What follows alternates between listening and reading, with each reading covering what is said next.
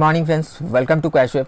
Friends, आप लोगों का काफ़ी ज़्यादा कमेंट आया हुआ है कि एलटी के ट्रेड को एक्सप्लेन करने के लिए। मैंने पूछा भी था कि अगर आप लोगों को एलटी के ट्रेड को कैसे हमने बनाया जानना है तो मुझे कमेंट करके आप लोग बताइएगा। सो आप लोगों का काफ़ी ज़्यादा कमेंट आया हुआ है, इसको जानने में आप लोग बहुत ज़्यादा इंटरेस्टेड हो। तो आज के इस वीडियो में मैं आपको बताऊँगा कि इस ट्रेड को हमने कैसे बनाया था।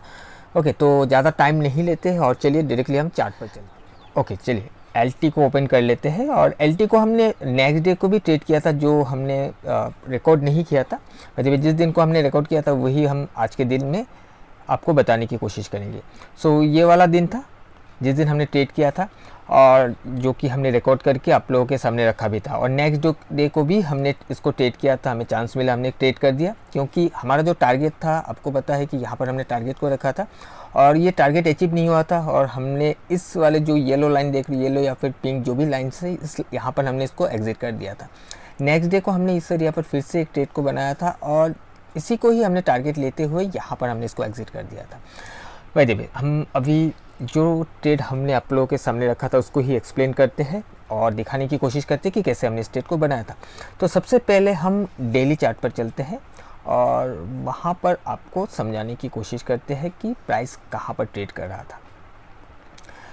ऑलराइट, सो यहाँ पर देखिएगा कि प्राइस यहाँ से कुछ ऐसे करके नीचे आया था, राइट। इस हाई से प्राइस यहाँ पर एक लो बनाया, लो बनाने के बाद प्राइस फिर ऊपर गया। जब ये ऊपर गया तो आप देख सकते हो कि बहुत बड़ा एक गैप क्रिएट करते हुए एक स्ट्रॉन्ग वॉल्यूम के साथ प्राइस ऊपर चला गया था। अब यहाँ पर देखिएगा, जब प्राइस ऊपर गया तो एक रेजिस्टेंस कैंडल यहाँ पर बना था, जिस कैंडल को ब्रेक करने के बाद प्राइस नीचे आया और यही एक रेजिस्टेंस है। उसके बाद अगर आप देखोगे कि प्राइस ने इस वाले लेवल को ब्रेक करके नीचे आया था, राइट। क्योंकि इसके पहले मैं इसको क्यों एक्चुअल में कंसीडर कर रहा हूँ, क्योंकि इस जगह से प्राइस में हमें बाउंस देखने के लिए मिला था। यहाँ पर प्राइस होल्ड भी किया था, उसके बाद ही ये कैंडल फॉर्म हुआ एंड ब्रेकआउट करके नीचे आया था। अब इस वाले रेजिस्टेंस कैंडल का या फिर सप्लाई कैंडल का ब्रेकआउट हुआ, ब्रेकआउट एक गैप अप के साथ ब्रेकआउट हुआ। ब्रेकआउट होने के बाद इसी जगह पर टच करके ये ऊपर जाकर एक स्ट्रॉन्ग कैंडल बनाया। नेक्स्ट डे प्राइस फिर से नीचे आया, एक लोअर लो फॉर्म किया और ये जो भी जोन है, जो रेजिस्टेंस है, इसको हिट करके प्राइस रुक गया, इसके नीचे नहीं आ पाया। अब यहाँ पर अगर आप देखोगे इस डेली कैंडल को, इसका जो क्लोजिंग है इस रेंज के अंदर दिख रहा है, बट इसका क्लोजिंग अगर आप लास्ट प्राइस को जाकर देखोगे तो उसका क्लोजिंग इसके बाहर है। तो मैं आपको इसको अभी 5 मिनट चार्ट पर जाकर दिखाऊंगा। और नेक्स्ट इस वाले दिन का मैंने ट्रेड आप लोगों के साथ शेयर किया था। अब चलिए 5 मिनट्स पर चलते हैं। अब मैंने आपको डेली चार्ट पर दिखा दिया कि मैंने किस वाले कैंडल को कंसीडर किया था या फिर रेफरेंस के लिए लिया था। अब यहाँ पर देखिए, ये रेंज ऑलरेडी ड्रॉ किया हुआ है। ये जो आप पतला सा थिक लाइन देख रहे हैं यही रेंज है। अब प्राइस इस वाले दिन नीचे आया, नीचे आने के बाद प्राइस इसी जोन से बाउंस करके यहाँ पर जाकर क्लोज कर दिया है, यानी कि क्लोजिंग जो है इस रेंज के बाहर हमें दिख रहा है। नेक्स्ट डे प्राइस देखिए, सबसे पहले ओपन होते ही इसके लो को स्वीप किया, इसके लो के नीचे आकर एक लो फॉर्म किया एंड ब्रेक इनसाइड हो गया।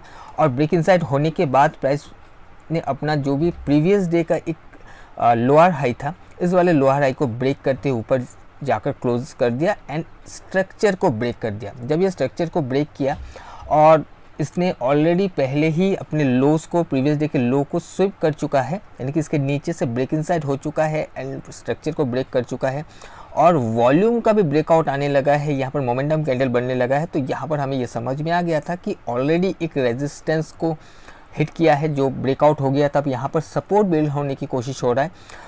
और आज के दिन, यानी कि जिस दिन हमने ट्रेड किया था, उस दिन नीचे का जो भी लो से जो लिक्विडिटी है उसको स्वीप करते हुए प्राइस ने अपने प्रीवियस डे का हाई को, प्रीवियस डे का हाई मीन्स इंटरडे का जो लास्ट स्विंग हाई था, उसको ब्रेक करके ऊपर क्लोज कर रहा है। इसका मतलब है कि प्राइस में कहीं ना कहीं आज के दिन शॉर्ट कवरिंग होने का चांसेस है, एक्सटेंड आने का चांसेस है, जिस वजह से हमने इस वाले कैंडल का जो भी पॉइंट ऑफ इंटरेस्ट मैंने आप लोगों को बताया, इस वाले कैंडल को मैंने यूज़ किया और यहाँ पर हमने एक ऑर्डर को प्लेस किया था।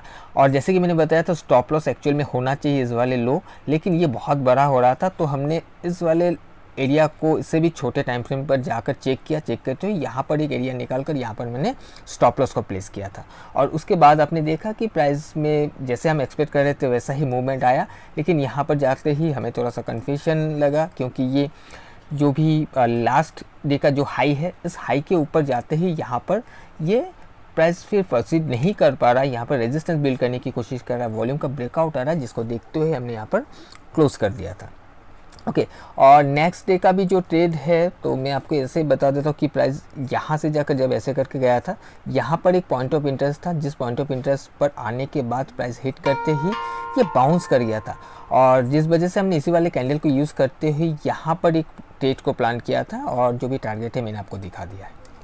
ओके सो आई होप कि आपको समझ में आया होगा कि इस ट्रेड को हमने कैसे बनाया था। बहुत कुछ नहीं है, सिंपल सा ही एक ट्रेड था कि इसने अपने लो को स्वीप किया था, ब्रेक इनसाइड हुआ था और एक इम्पॉर्टेंट लेवल से हुआ था, और साथ ही इसने स्ट्रक्चर को भी ब्रेक किया था, शिफ्ट किया था अपने स्ट्रक्चर को अपसाइड में, जिस वजह से हमने स्ट्रेट को बनाया था। ओके कोई कन्फ्यूजन है तो मुझे कमेंट करके बता दीजिए।